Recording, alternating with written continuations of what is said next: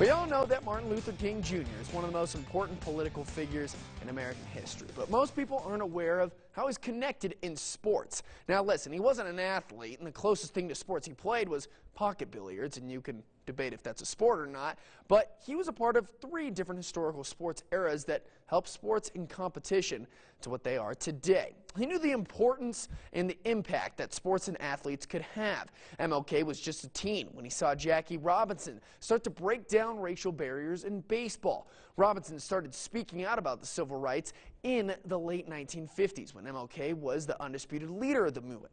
Obviously, this wasn't taken well, but King said that Robinson was a pilgrim that walked in the lonesome byways toward the high road of freedom. They attended rallies, fundraising events, and demonstrations.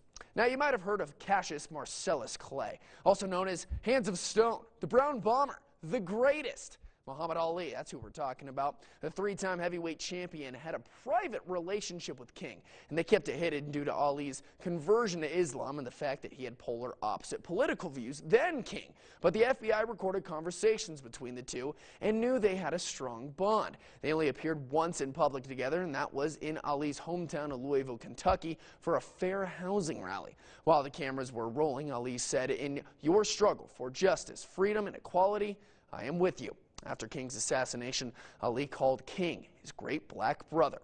Also in 1967, track stars Tommy Smith, Lee Jones, and John Carlos were trying to get African Americans to boycott the Olympics in Mexico City.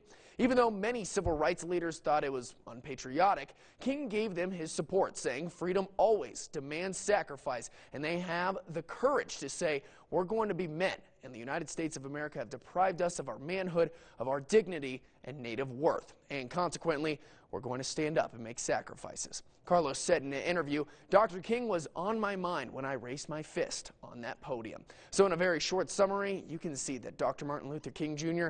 had a major part on 3 of our biggest collisions of politics and sports.